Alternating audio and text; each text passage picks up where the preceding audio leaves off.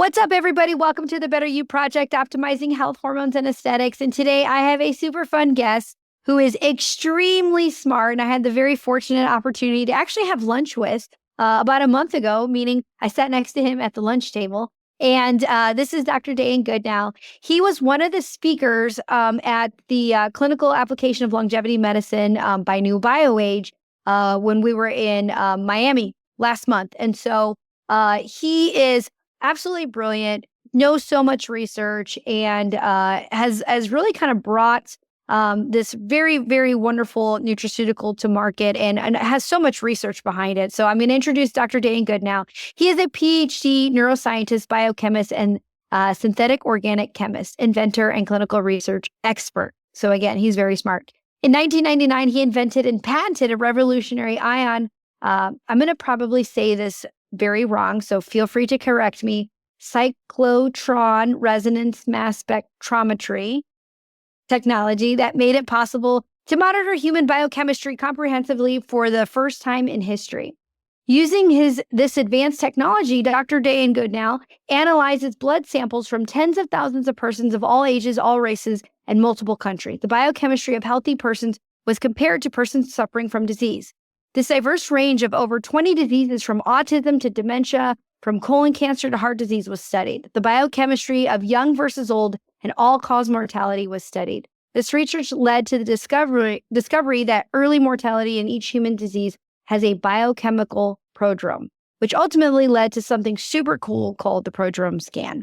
Are you ready, Dr. Goodenowe? Ready to rock and roll, for sure. All right. First of all, and this is one podcast you don't have to watch at an elevated speed. No, definitely not.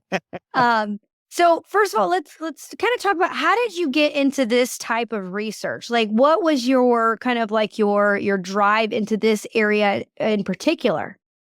Well, it all starts with really understanding chemistry. So going through high school, even like different courses, chemistry really felt to be the core of life. The atomic structure, you couldn't break anything down lower than an atom.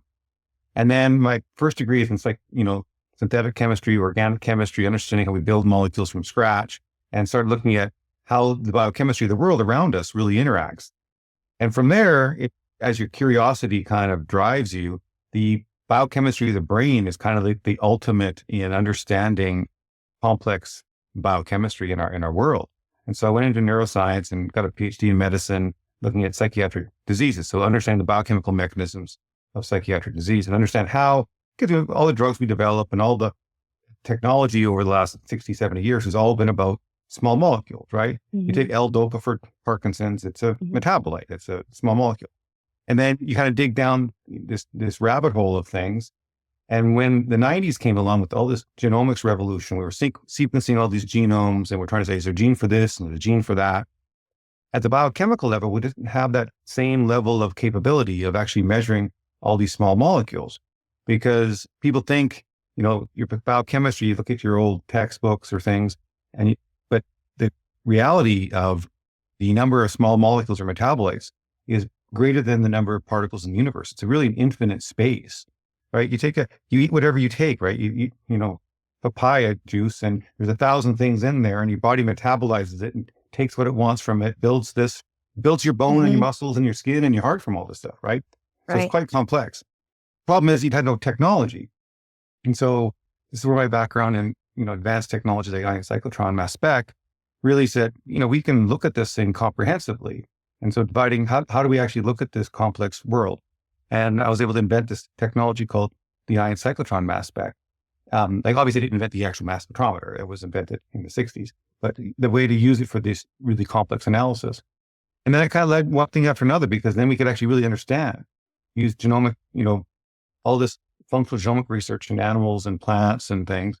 And then one thing leads to another, and you start looking at the human health and disease and the longevity and understanding what is the biochemistry of a disease. First of all, obviously you see someone with a disease, say, well, if I can see a difference in someone, biochemically, we must be able to measure that. Mm-hmm. And then that led to say, hey, can I use this cool technology just to diagnose someone with a disease? And that's true. It's really powerful at diagnosing disease. But what showed from that more so was we're actually being able to predict future disease. We're actually able to see the change in people's biochemistry before they get a disease, which is this concept of prodromes. And then that has just kind of, spun deeper and deeper and deeper. And this is where that whole, the whole class of molecules, plasmalogens, and their role in health and longevity came in. So it's kind of been one natural progression. I get the opportunity to work with more and more researchers and practitioners, and now the large clinical trials looking at cancers and neurological diseases. And then you think the world gets more and more complex, but it actually it starts to simplify itself. You start seeing these patterns and these commonalities among these things. And then ultimately, can we change our future, right? And we're doing it all the time, right? Like that's what you're doing when someone comes in with bad skin and they end up with good skin, you've changed their future, right? You've actually gone in and you've changed their health. And when you change someone's health, you put them on an entirely new trajectory in life. And that's fundamentally biochemical in nature. That's what we're doing. Yeah. We're not changing Absolutely. your genes. We're changing how you're responding to your environment and how you're living in your environment and how you're optimizing and how you're thriving. Yeah. At the cellular level and at your, human interaction level. So I think one thing that's really cool that you, with all the research that you're doing, is it's kind of like you're finding the ways that we can make modifiable changes that maybe people did not realize, previously. And you have now the technology to make it precise, which is so cool. So cool. So I know we're going to get into plasmalogens, but now that I'm like looking at my outline, I'm like, wait a second. Can you talk about the ProdromeScan? Because I'm looking at all my questions. I'm like, oh my God, I totally missed that. What is the ProdromeScan, and what would a patient be interested in learning from a ProdromeScan on themselves? Okay, so the ProdromeScan is kind of my favorite list of molecules that have shown up over tens of thousands of patient populations. So large patents and publications in colon cancer, and pancreatic cancer, and breast cancer, and bipolar disease, and schizophrenia, and autism, dementia, Parkinson's, ALS. So all these different diseases we studied, okay? And they all have a unique pattern of molecules that have changed, and they change before someone gets the disease. And this was my biggest eye-opener. Was they did 2 studies in Japan in colon cancer, actually, because we developed this blood test for colon cancer, really powerful. Ran a 6,000 person colonoscopy trial, showed that we could get 86 to 87% sensitivity for stage 0 to 1 colon cancer with a simple blood test, right? Powerful. And these molecules go down in the blood. And these are part of the ProdromeScan test. These called GTAs we have in there. And so we did a study expecting that, if someone has a cancer, this cancer tumor is actually eating these molecules up, right? And it's causing these molecules to go down in the person's blood. So you would think once they get surgically cancer removed, they get a clean bill of health, they're now cancer-free, that these biomarkers should come back to normal. Well, that didn't happen. So I did this big study in Osaka University with people before colon cancer and after colon cancer, and showed that the molecules didn't change at all. Post-surgery, they were the same. Couldn't believe it. So we did the whole project all over again in Chiba University, a whole different university in Japan. Got the exact same results. And this was the first real eye-opener in that we were measuring bald tires, not flat tires. Mm-hmm. We were measuring people before they get the disease. And the disease is a manifestation of this biochemical abnormality or this ticking time bomb that they had. And so the ProdromeScan really begins with saying, okay, here are some key things. There's your mitochondrial function, your peroxisomal function, these plasmalogens that are in your blood, these, looking at methyltransferase system, looking at peroxisomal function. There are core systems that show up in multiple different diseases, not exactly the same way, but it says that these are core biochemical systems of the human body that need to be working properly. And if they're not working properly, they can lead to these other outcomes.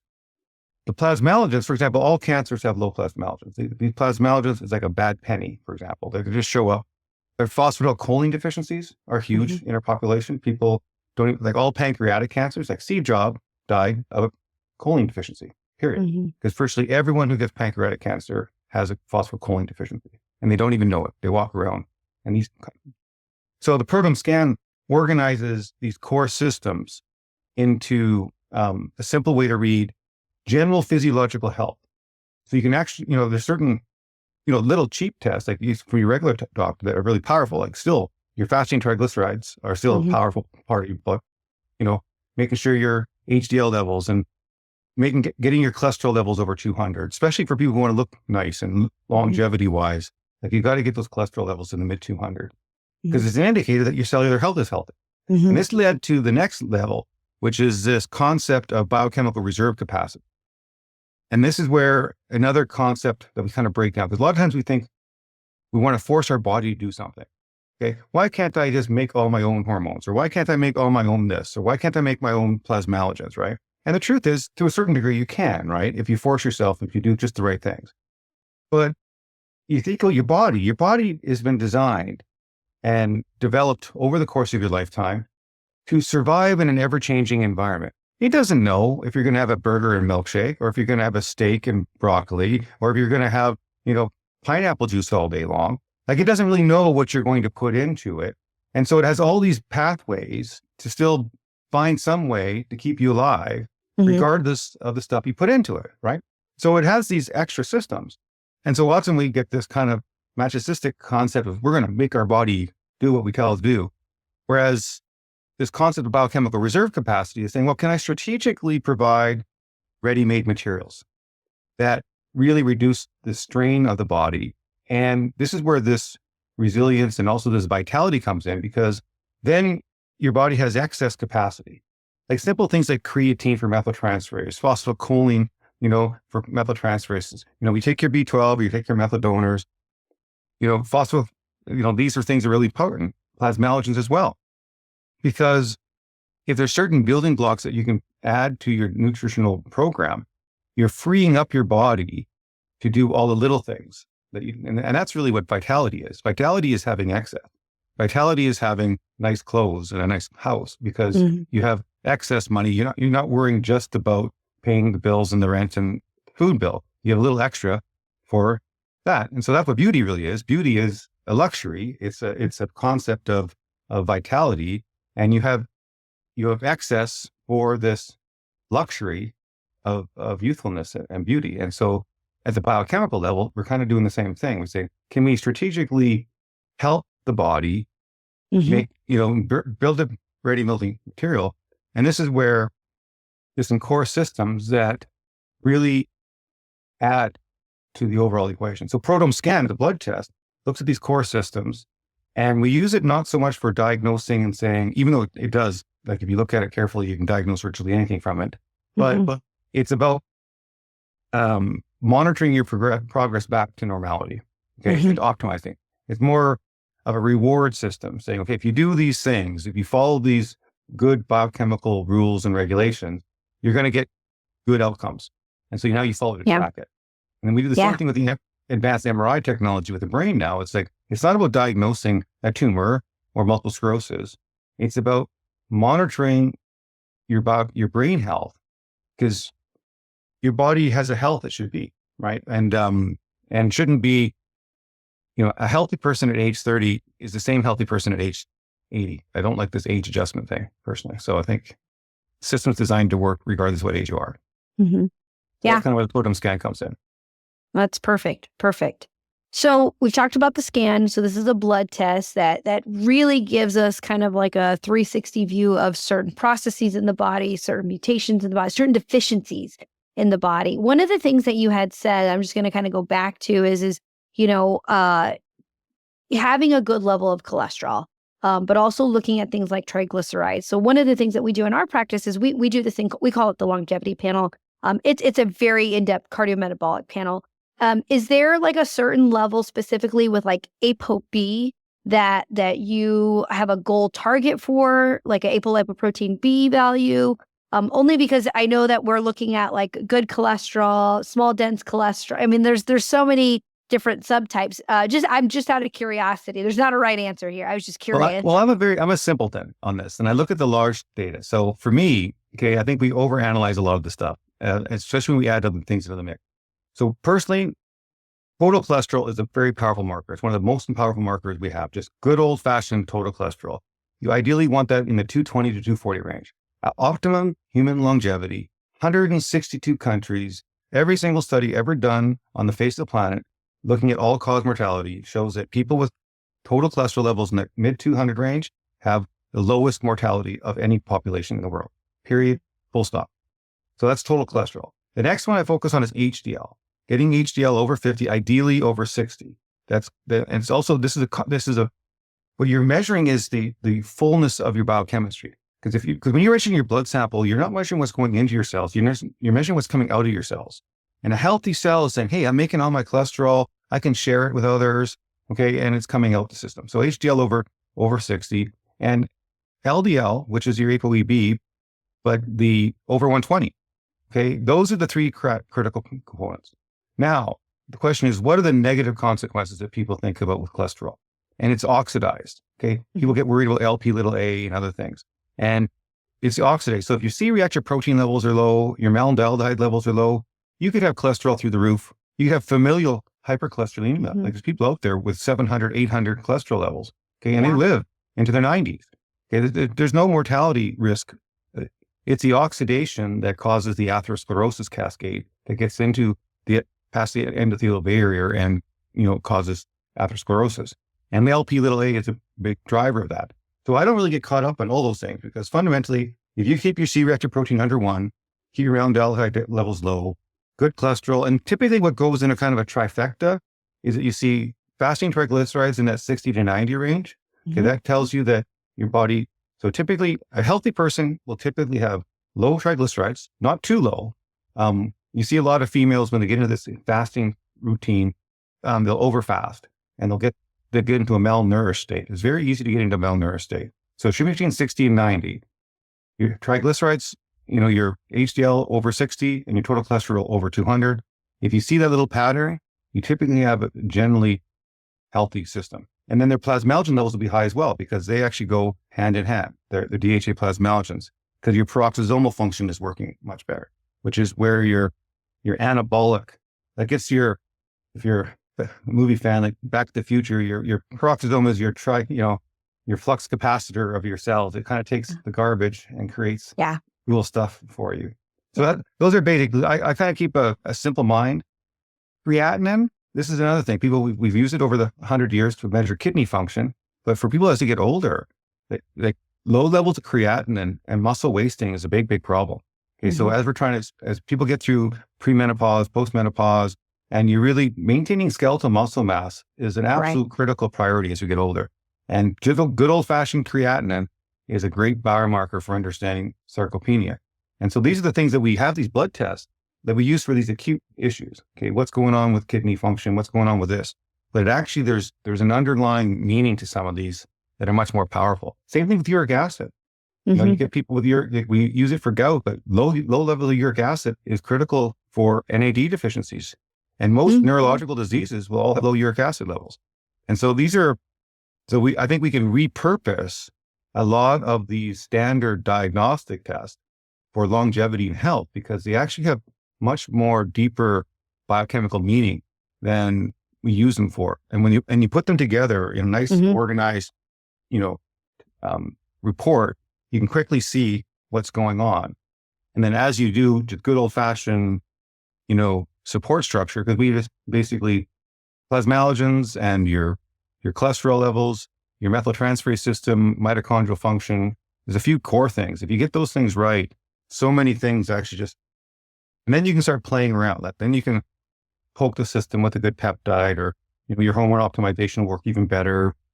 And so your exercise routines, people will build more muscle, they'll feel healthier, their skin gets better, those kind of things.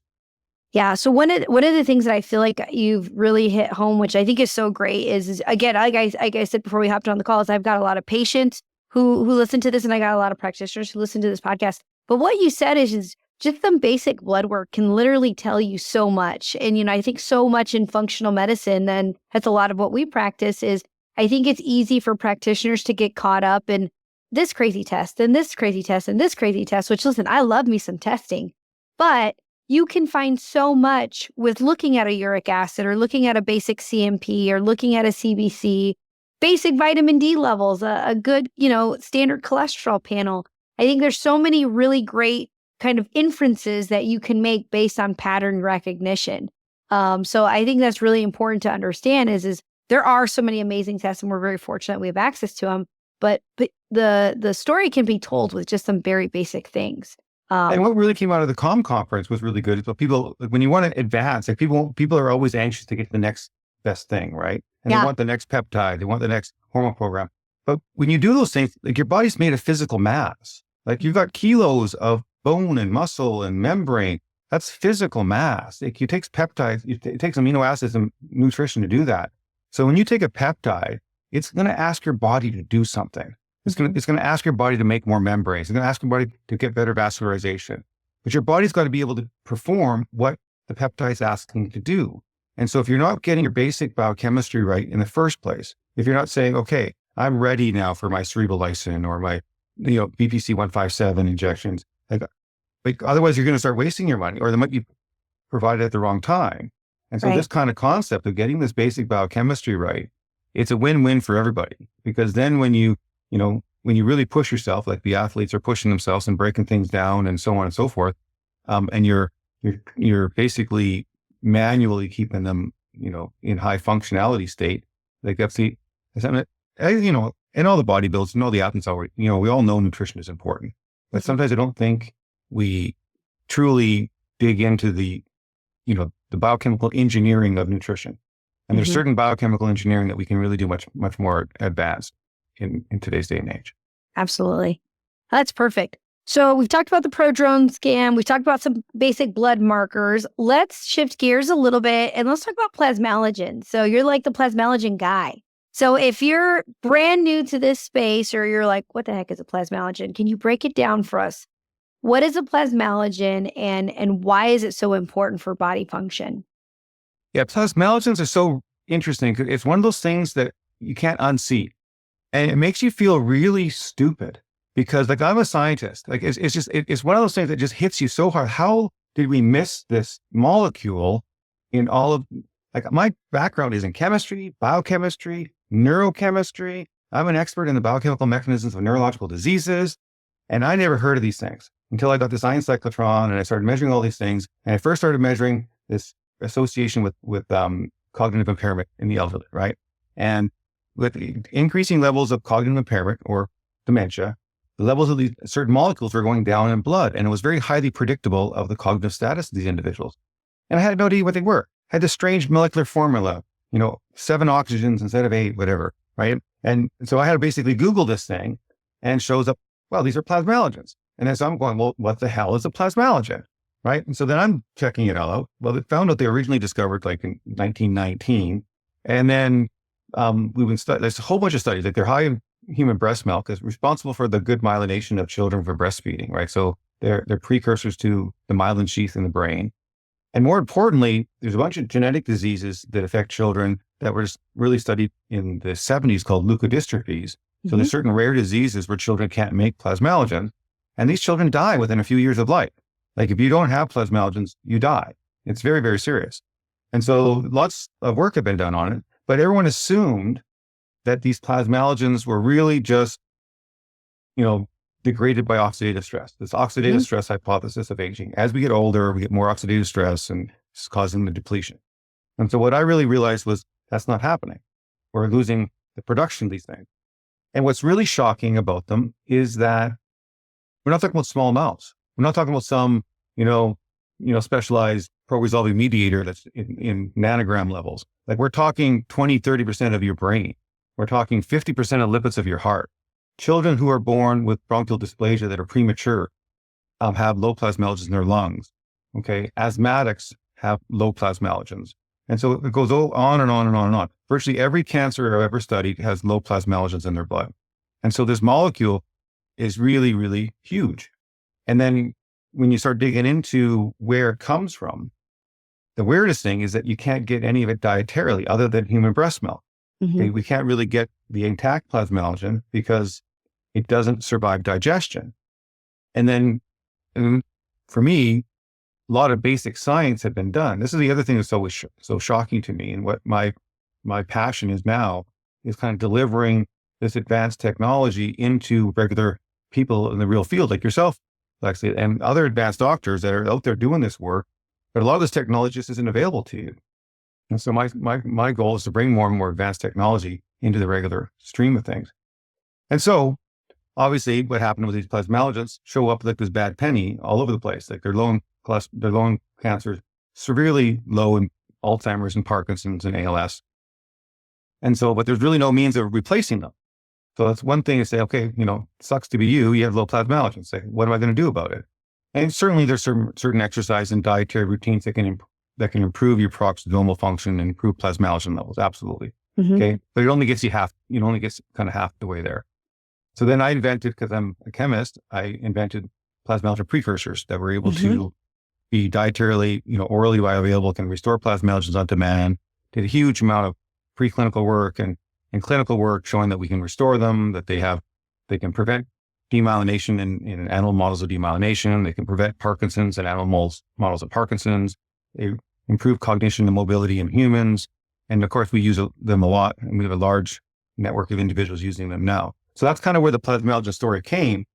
And then once you start seeing this, it's like this undiscovered vitamin that should be in, the regular process. So that's kind of so there we can dig into. So what makes plasmalogen a plasmalogen, if we can dig deeper into it, there's 2 or 3 core components of human physiology.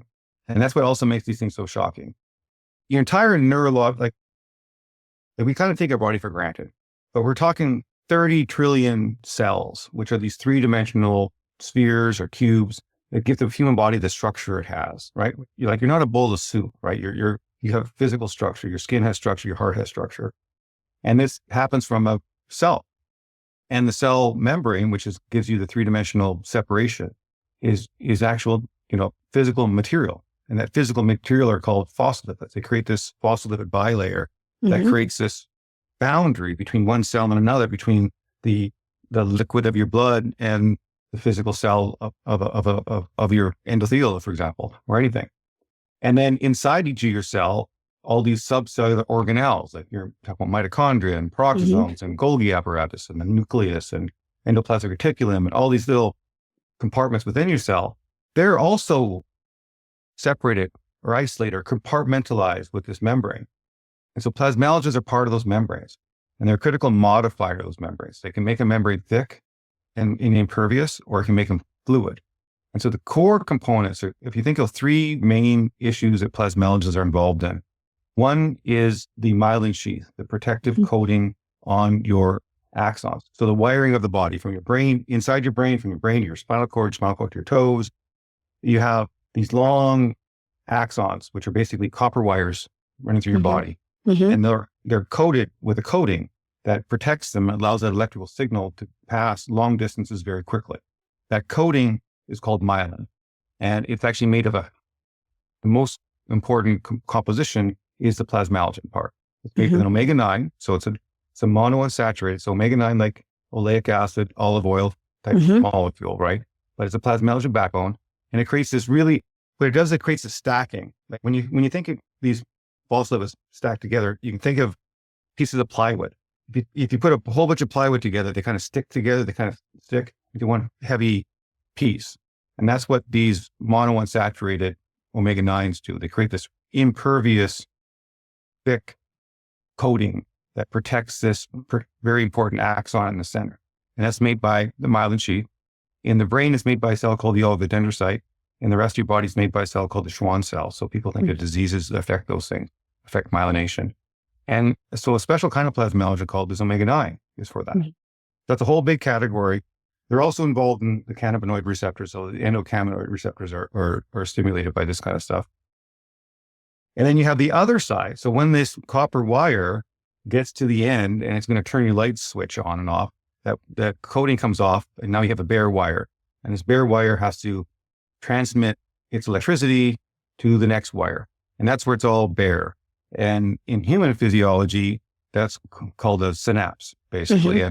And unlike electricity in your wall, we're all biochemical. So we pass signals from one cell to another using neurotransmitters. So people think, well, dopamine, serotonin, GABA, glutamate, all these things we talk about, right? And we take drugs like benzodiazepine to increase the GABA and all this kind of stuff. So all those drugs that you may have taken for different reasons, most of them all work on this synapse, one type of synapse or another. But what's common to all neurons is this release of neurotransmitters. So you have the one cell, the presynaptic cell, it kind of collects the neurotransmitter in little vesicles, little balls. and holds them for the next signal. And then when it releases them, that physical vesicle has to fuse with the membrane. It has to fuse with the membrane and release its contact. There's a biophysical process of fusion that happens. And that is what causes the neurotransmitter to release. And what most people don't realize is the massive computing power of the human brain.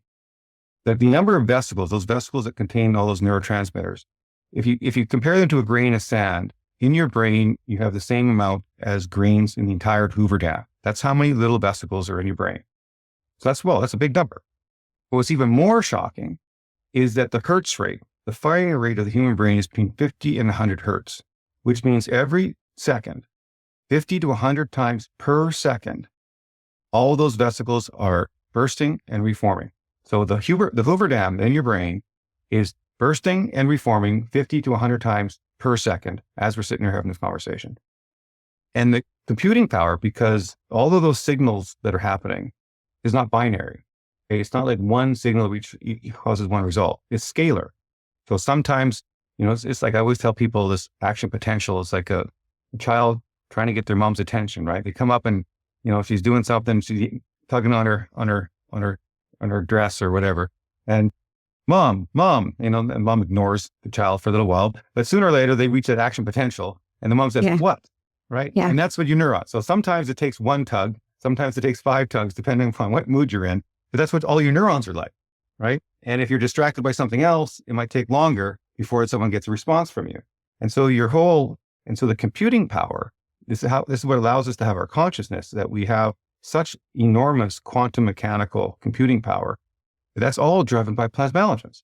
Mm-hmm. Okay, this omega-3 plasmalogen, the DHA version of them, is what allows membranes to fuse. And if you're deficient in them, these vesicles go to the membrane and get stuck. They don't actually release. So when we talk about cognition, that's why there's such a strong correlation with DHA plasmalogens. Because when your DHA plasmalogens go down, your brain just can't fire properly. Mm-hmm. It also affects your neuromuscular junction. And so when we notice in cognition and mobility go hand in hand, like if you ever have a family member in a Alzheimer's ward, you'll notice how many of them are in wheelchairs. So the mobility and cognition go hand in hand, which is why for all of us in longevity space is protect your mobility. Like you need to be able to move. The human body has to move, but that's run by an acetylcholine neuron in your muscles. And it's the exact same neuron system that runs cognition in your brain. So these plasmalogens, though, when you start optimizing them, your recovery rate for exercise, your strength and building improves. For me personally, I'm stronger and healthier than I was in my 20s and 30s. Vision is another big area, like the retina of your eye is a huge area. And so we think about these active areas, but and obviously with this long COVID thing, myocarditis, the other big thing, actually your heart probably has more plasmalogens than anything, about 50%. And it uses it for antioxidation. When you have inflammation in your body, people get excited about these, selective pro-inflammatory mediated SPMs. SPMs, right? Yeah. SPMs. So these things specialize. These things actually come mostly from plasmalogen. Okay, another phospholipid. So when you have DHA plasmalogens, they're in your membrane, and you get an inflammation of that, it releases these fatty acids, specifically DHA, from your membranes, and then they get acted upon by those enzymes, COX and the cyclooxygenases and the lipoxygenases, and you get these, resolvins and protectins and all those molecules we talk about. So those are naturally coming from the system. So this is what's kind of cool about biochemistry. You can kind of prepare your body. And I've been talking about this lately a lot about especially concussions and children's health, where changing our concept of health from reactionary, I get a concussion. Oh, how do I fix my concussion? Or I'm getting some inflammatory event. How to recover from these events? When we now know a lot of information about pre-loading the human body, or we can prepare the body in advance to prevent concussions, or be prepared for all these unanticipated circumstances that can happen in our life. We do live in a dangerous world, right? It's easy to get toxic food when you don't know it. It's easy to get bumped on the head. It is a dangerous world we live in.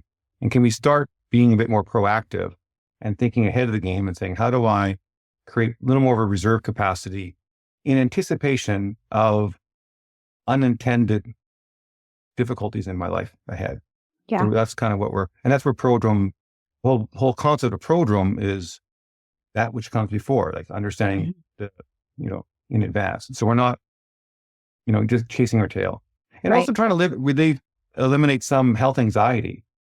Problem we have all of us, we just never know, right? We think we're healthy, but we really don't know. Myself, okay, I suffered from a 45-year post-concussive syndrome. I thought I was fine. So I'm starting this MRI analysis, right? Thinking I'm going to use my brain as a control example, right? I go in the scanner, find out, I go, holy crap, this is not a good brain. And I'm going, how can my brain be so bad? I thought I was healthy because, I'm performing well. I'm, running a company and all this stuff. And then I had to go backwards in time. And I found out when I was 8 years old, I slipped off a skateboard, fell in the back of my head. Okay. Gave myself a pretty bad concussion. I was in the hospital for a few days. And then 45 years later, it's still sitting there in my brain. And so I was lucky. I kind of dodged a bullet. But this kind of concept of health anxiety, where you think you just don't know, right? And if we can start understanding these core systems, we can start focusing on, optimization of our vitality and hopefully relieve some health anxiety. And obviously you can't eliminate every worry in your life. Right. You can start knocking some of them down if you can. Right. Absolutely. So we talked about the ProdromeScan. We've talked about plasmalogens, their impact on cellular health and myelin sheath and kind of the dynamics of how they work. Let's talk about some of the clinical stuff, the application. I know you do a lot of research and work with autism and dementia and Alzheimer's disease. Can you talk a little bit about the impact of plasmalogens on autism? Yeah, so that's my personal passion because as a scientist and as a clinician, I'm usually isolated from everyday real human beings, right? I go in my favorite little world. We go to scientific conferences. We talk about other scientists. I'm talking about the ApoE genotype, and we talk about membranes and all this fancy stuff among people that just talk about that, but they never actually see a human being, right? All they see is a laboratory all day long, right? And all they do is they see big data numbers, like someone else runs a clinical trial, we get the name, and then you have these group of scientists or doctors like yourself and practitioners that are out there, and they're working in the real world. Okay, they're working with real patients. And they're interacting with them and they're using the tools that they have at their disposal, which kind of comes to them through the commercial markets or through the medical markets, right? With what tools you have. And you guys go to conferences and talk amongst yourself about what's the best way of using this peptide, what's the best way of using this supplement, and so on and so forth. Then you have this group of people, which are the patients. Okay. And they're talking amongst themselves about, how good this doctor is or how, what program I'm doing, all this kind of, and they're kind of these three little areas. And so now I'm kind of throwing myself into the thick of things. So we have about 3,000 doctors in our network, and we've got about 50 or so that are elites. And we do our own practice in terms that we have our inpatient facility in Canada. And we're trying to learn how to really engage the community of these experts, because people like yourself are truly healers, right? Like they're healers because you see people and you see the whole person and you solve problems, and there's an art to it. Okay, there's an art to healing people. There's an art to seeing people. There's art to feeling people. There's an art to actually motivating people for their own best interest, right? And engaging them and making them feel motivated and good about doing things, because there's a psychological component of your health. If you don't feel good enough about yourself, you're never going to get healthy because you don't even think you're worthy of being healthy. And so getting that whole self-worth into the system is a critical component of it. So we just kind of dig into that stuff. And we find that we are getting dramatic results. Autistic children, and it's not just about fixing their biochemistry, it's about getting them jobs, getting them back into the workforce. So my nephew has autism. He now works for me. He's actually fully functioning. People going into regular schools. They're just amazing recovery stories. For autism, fundamentally, it's about restoring that myelination and restoring the natural neurodevelopmental pathway. And so autism is pretty exciting. And these rare diseases in children. So we have this big charity in children that we treat for free. RCDP, leukodystrophies. I have a child in the UK who went in, but undetermined leukodystrophy. 50% of his brain, white matter, was deficient. He's now only 5 to 10% deficient. He's now a functioning, healthy, normal boy, right? Running around with his mom. Thatcher and Nova, you hear the stories about rhizomelic chondrodysplasia punctata. It tells us that we really can get into the biochemistry and we can circumvent so many of these things. But the Parkinson's and autism and all, I got Parkinson's patients that are no longer on L-DOPA, no longer using a cane, dementia patients going back to doing pottery and doing they're living. And what's interesting, we focused first on, always the big issues, right? Getting their mobility, getting their memory, and getting their functionality back, and getting their human interaction back. But what's so cool is that after seeing some of these patients a year or two after the fact, and they're still on these programs, they look so much healthier. Like seriously, their skins and they look 10 years younger. Yeah. And it really, the beauty comes from inside out. And you can start seeing, we're fixing these core biochemistry, but the rest of your body comes along with it, right? And so it truly is systematic. And what we're really trying to do now is just continue to build these protocols for people, and teach people how to do this and build communities of doing this. And then, you add to the list. So we have, and obviously our high end, people who are the longevity people that are looking into that, they kind of support our knowledge growth, right? And it's a win-win situation for everybody. So that's what that gets me so excited. That we can just get, and we're not doing this randomly anymore. We can do it systematically. We can track the blood work with a ProdromeScan. We can track the brain. We can actually show the brain regrowing. Lisa Grillo, for example, woman with MS. She was 21, 30 some years ago. She got optic neuritis, lost vision in her right eye. She can now see. Like, we've restored vision after 30 years of blindness, and you can actually see her brain regrow. And, if you've seen any of these, and you've seen them obviously because you do that kind of work, but the wound healing people do is quite dramatic and remarkable, the kind of things that are truly possible out there. And just imagine just kind of getting the community of us together and with like-minded, patients and clients that, and they spread the word, and we start changing the way we do things. Yeah, no, I think that's great.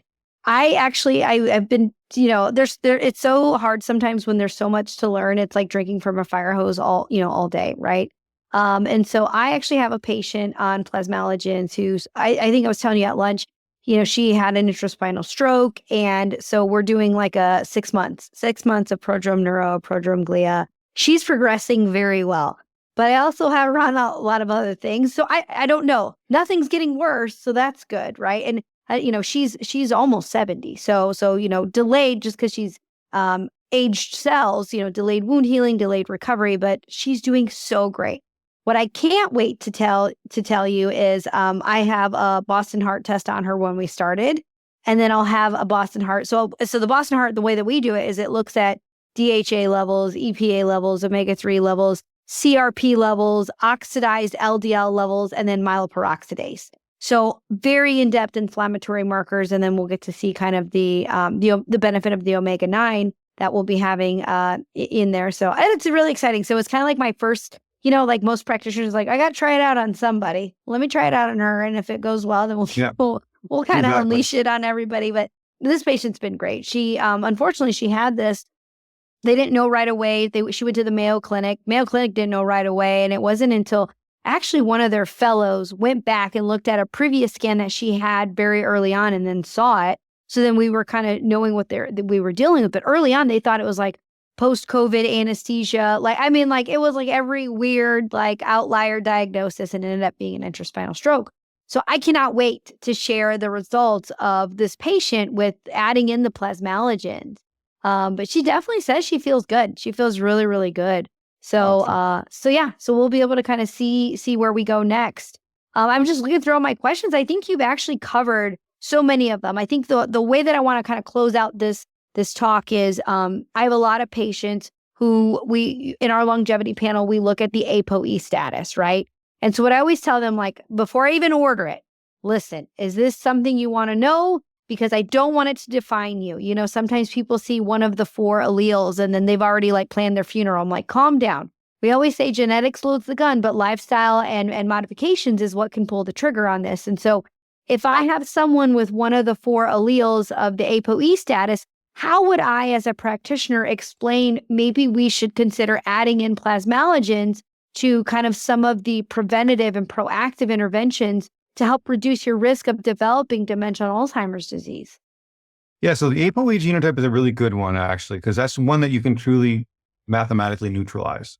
Okay. For example, my dad is an E4 carrier. He's in late 80s and he's completely cognitively normal, healthy man living his life. Okay. With no issues whatsoever from a cognitive. Okay. So the ApoE alleles, like the E2, E3, and E4, right? And so the E4 allele people get worried about, and it is statistically true that it increases your risk of Alzheimer's. But the question is why and how does it do that? And is there an antidote for that E4? Because it doesn't give you Alzheimer's when you're 30, right? So there's still, like you said, it loads the gun, but doesn't pull the trigger. And so the DHA plasmalogens, so the omega-3 plasmalogens are the antidote to the E4, and they work hand in hand. And in fact, E4 is somewhat protective. It improves people's resilience against virus and bacterial infections early in life. So there's an advantage. An E4 carrier is kind of a cholesterol saver. And we talk about cholesterol, but what people don't realize that when you're measuring cholesterol in the blood, you're measuring esterified cholesterol. Like you're not measuring actual cholesterol in your body. Like your membranes contain free cholesterol. And that's about 85% of the cholesterol in your body is in these membranes. And the body has ways of regulating it. And cholesterol as a molecule, you can think of like a frying pan. It basically is a flat piece of fat with a little bit of a handle on it. And your body stacks it into the membrane, these phospholipids, and causes changes in stiffness. So there's high cholesterol in the membrane's stiff. Low cholesterol it's fluid. And your body wants to regulate like a thermostat on your wall. Like if there's too much cholesterol, you get cholesterol export, which is the HDL system. Too little cholesterol, you're going to have LDL come into your system to feed more cholesterol. So this is why low LDL is a bad thing because it shows that your cells are hungry. But this regulation is this HDL system. And this is where the ApoE4 comes in. Okay, so ApoE. So in your blood, when you measure blood, we're not really measuring ApoE to a major extent. The HDL is your ApoA1. LDL is your ApoB. And that's what runs the system of your periphery. But your brain doesn't contain any LDL or HDL. The brain contains virtually exclusive apolipoprotein E. As E is ambidextrous. Okay, it can be both cholesterol feeding. It's also it's how cells add cholesterol into the cell. It's also cholesterol regulating, so it's the HDL function. And because your brain is like Chinatown, it's a whole bunch of little things at once, right? Some of these big, long freeways. You got a little astrocyte right next to the oligodendrocyte neuron. And so it's really local, the whole local system. Like you can think of these astrocytes in your brain like little livers. And so it's a very localized area. So you use ApoE for both LDL functions and HDL functions. So the E4 genotype has nothing to do with the LDL type. It's totally normal for feeding system. Where it's deficient is it has a lower rate of cholesterol clearance. Okay. And so, and the two mechanisms that deal with cholesterol clearance is your DHA plasmalogens and the apolipoproteins.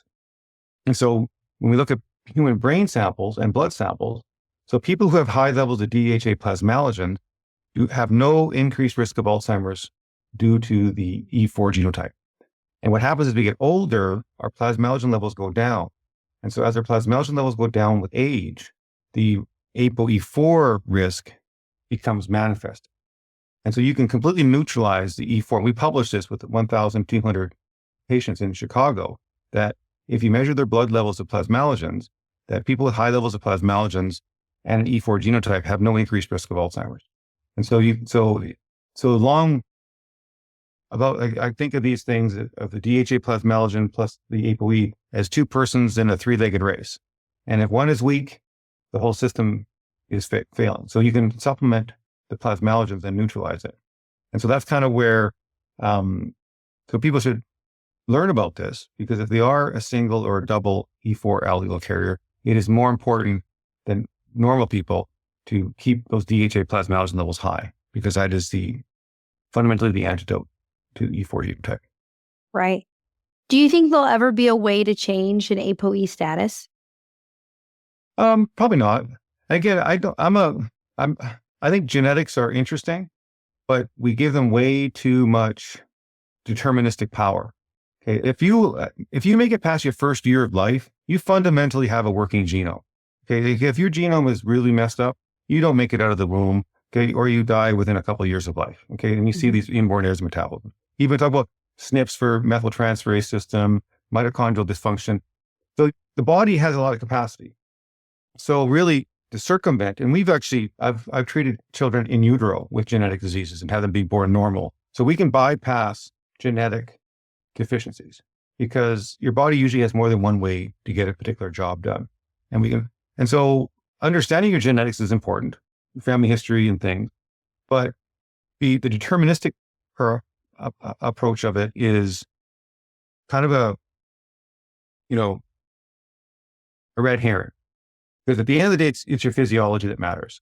It's actually how your system is actually working, and we can measure that biochemically. And so if you have a methyltransferase defect, well, maybe your methyltransferase system is only running at 50% of capacity. Fine. Well, then let's just supplement that. Okay, if you take creatine, phosphocholine, make sure your methyltransferase system is methyl B12, betaine, methylfolate, then you're fine.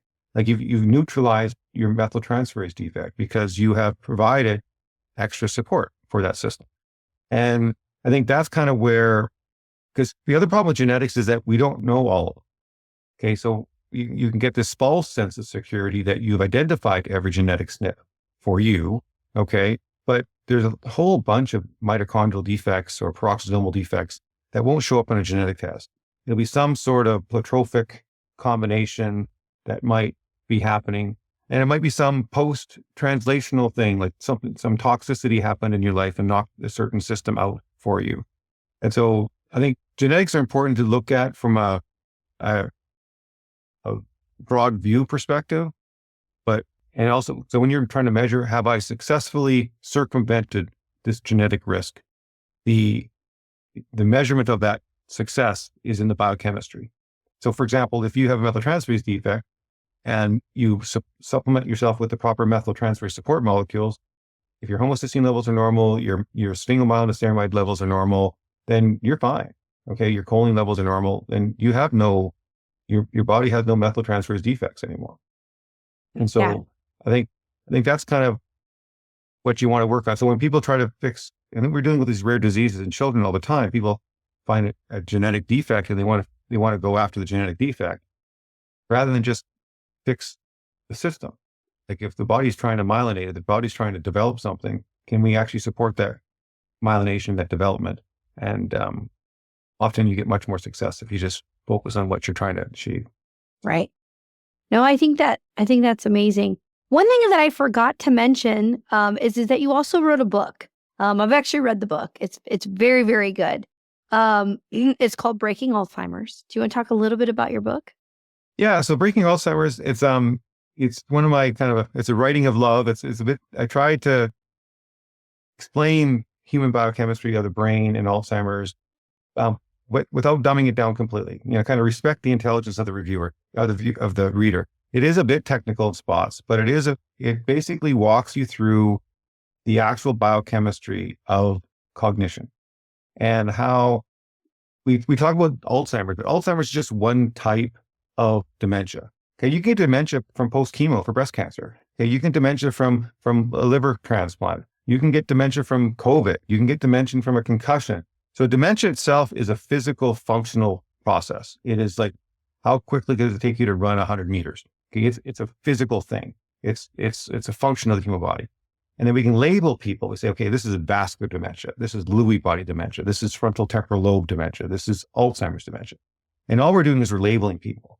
But the ultimate thing is the cholinergic system that is responsible for cognition is not working.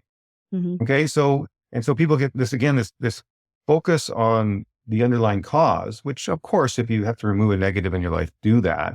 But this lack of focus on actually restoring function.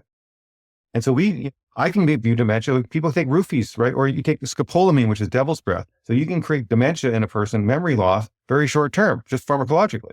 So that tells you, okay, you don't need an actual pathological mechanism to create loss of memory.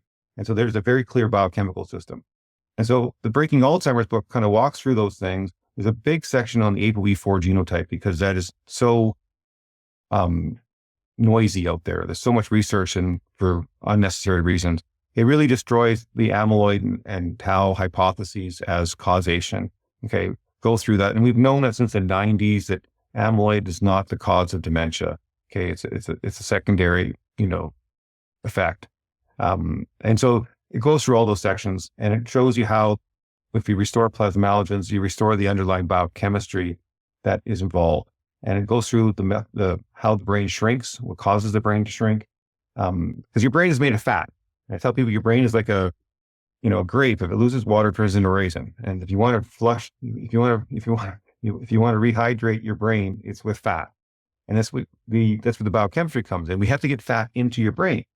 Okay, that's the other part of the whole biochemistry. And nutrition is one thing to say, hey, here's the biochemical mechanism.